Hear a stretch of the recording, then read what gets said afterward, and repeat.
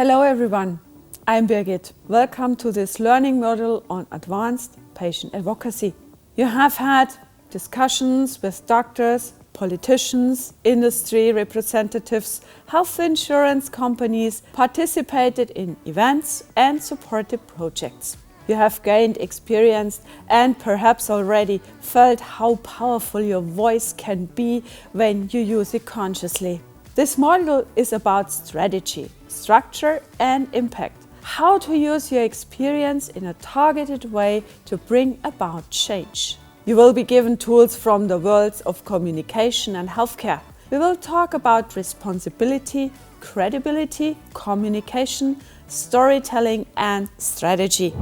Patient advocacy is a mix of knowledge, attitude and heart. Perhaps you have already spoken publicly or are in a process of becoming more visible. Whatever your starting point, one thing is clear. When you speak for others, you bear responsibility.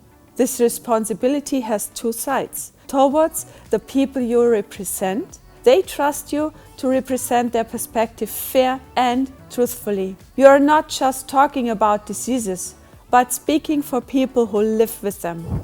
Doctors, researchers, political decision makers and journalists, they all factor your words into their decisions and perceptions. With every new ask, every stage, every interview, you stand for something. Responsibility does not mean being perfect, it means acting consciously. Credibility and competence are the foundation of patient advocacy. Both come from knowledge, attitude and consistency. Those who are informed know their topics and understand the context show respect towards the patient groups they represent and towards the partners they talk to. Those who handle facts carefully, express themselves clearly and remain honest when they do not know something or acting personally. I can't comment on that at the moment, but I'll find out. It's not a weakness, but a sign of credibility. Respect and appreciation are the basis of all professional communications. Respect means listening and taking other positions seriously. Appreciation means acknowledging these positions. Both create trust and open doors that often remain closed with arguments alone. Competence is demonstrated by putting knowledge into action. This includes checking information, company sources and classifying content correctly. When you use figures, studies or quotations, always cite the source. This shows professionalism and respect for your audience. It signals that you are someone who takes responsibility. This helps you avoid misunderstandings and strengthens your positions in discussions. If you don't understand something, ask. Asking questions shows attention, interest, and a willingness to learn and helps you to stay on track in the discussion. An understanding of the healthcare system, patient rights, and the processes involved in research, care, and regulation is essential for patient advocates. In addition to your colleague and training opportunities, good sources of information include the websites of your country's health ministries and health authorities. They provide information about structures, laws, and public consultations. Only those who know the structures can question, improve, or supplement them. This involves understanding the mechanisms that shape decisions. Every patient advocate should have health literacy. This means not only reading information, but also being able to classify and understand it.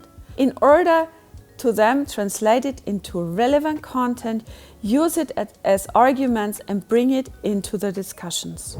Those who remain calm, respond objectively and treat other opinions fairly will gain influence in the long term. Professionalism does not mean always being right, but rather cultivating relationships in which you can learn from each other. If you keep yourself informed, check your sources and exchange ideas with others, Your confidence will grow, and with it, your audibility and trust in you and your arguments. Now it's about how you make your credibility visible and conversations, meetings, and collaborations. Communication is the most important tool for this. In communication science, we talk about types of stakeholders. This means that different groups have different expectations, logics, and languages, and that communication must be adapted to remain effective. Doctors usually think clinical or research orientated, depending on where they work, whether in their own practice or in a clinic. They tend to be more patient orientated, more interested in structure or evidence. Arguments related to data, case studies, and healthcare practice, but also personal experiences reach them. Politicians and policymakers think in terms of processes, publicity, and impact. They have to weigh up interest and think about voter groups, and this is where a short story often helps because it comes directly from society. It is crucial to speak in a concise, concrete, and solution-oriented manner with a focus on social relevance.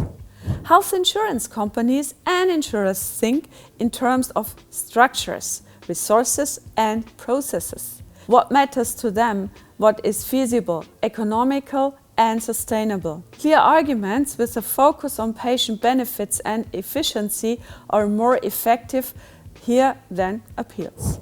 Authorities and institutions work according to the rules, procedures, and the responsibilities. Patience, precision, and objectivity are key here. Industry and research partners think in terms of innovation, evidence, and regulatory frameworks. Cooperation is successful when you understand their language while still maintaining a strong patient perspective. The media and the public respond to stories, emotions, and people. Clarity, authenticity, and transparency are what count here. If you understand these differences, you can adapt your own language and arguments without compromising your principles. The tone, the examples, the pace, all of these factors determine whether your message gets across.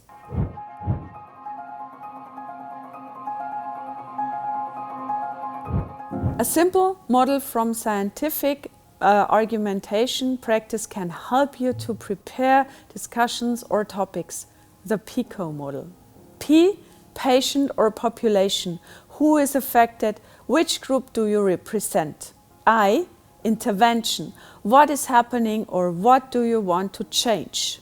C, comparison. What are you comparing the situation or proposal with? O, outcome. What is the desired result or goal?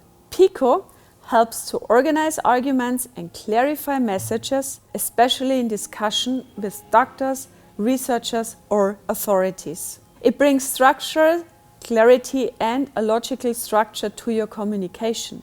Language speaks simply but not trivially. Only use technical terms when they are really necessary. Say what you mean without overloading the conversation. The clearer you are, the better you will be understood.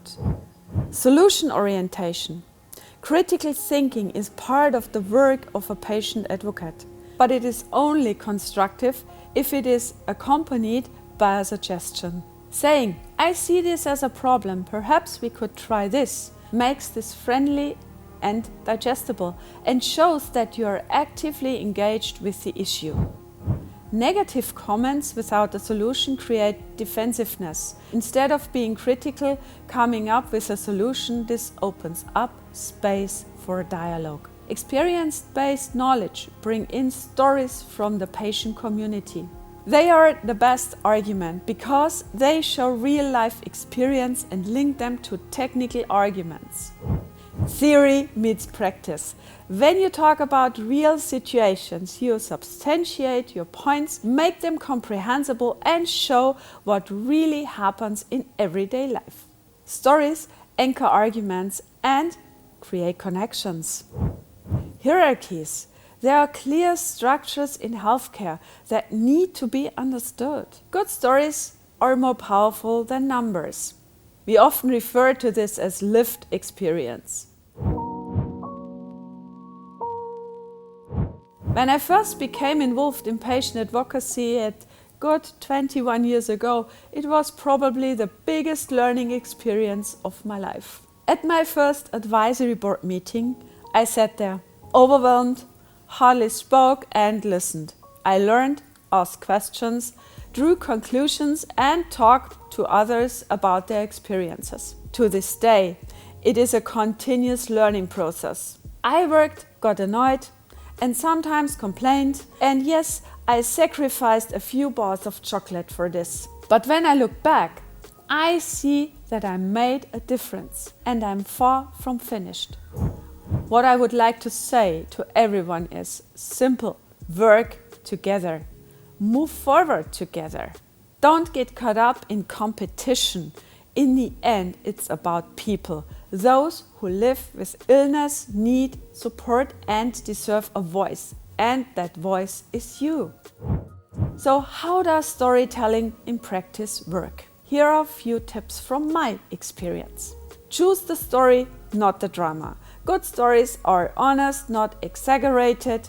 They should inspire an understanding, not pity. Make them concrete. People remember images. Describe situations in such a way that people can see them. The moment, the thought, the conversation. Clarity of purpose. Ask yourself why I'm telling this story. Do I want to inform, encourage, or change something? A good story always has a purpose. Combine facts and emotions. Combine personal experience with data or results. This creates a balance between heart and the mind and increases credibility. Respect boundaries. You are sharing experiences, but you don't have to share everything. Protecting your privacy is part of being professional. And with an impact. Good storytelling creates closeness, orientation, and trust. It shows what data cannot show, how life really feels. And that is precisely the power that drives patient advocacy forward. Patient advocacy thrives on relationships between people, organizations, and systems. Trust is not a feeling, but a strategic success factor. Think with strategy without becoming calculating. Strategy means foresight. It means consciously shaping relationships and using your own energy in a targeted manner. Not every invitation or request has to be accepted. Consider, does this fit with my goal? Does it serve the cause I stand for? A good strategy needs clarity. Who are my partners? Where do I want to go? Consistency. Your attitude and message remain recognizable. Cooperation, collaboration instead of competition. Say what you do and do what you say. This creates credibility and access. Transparency means acting in a comprehensible manner and showing the basis on which you are speaking. Patient advocacy is a long-distance run. Systems change slowly, and so do people. Set priorities, pull your resources, and maintain your balance. You can't be everywhere, but you can make an impact where you are. So, don't stop the learning and stay yourself. Authentic, trustworthy, and with a huge commitment to support patients. Thank you for watching this training module. For more information, you can check resources from your patient groups, from your Rare Disease Europe or Every Life Foundation for Rare Diseases and your party training. Feel free to contact them directly.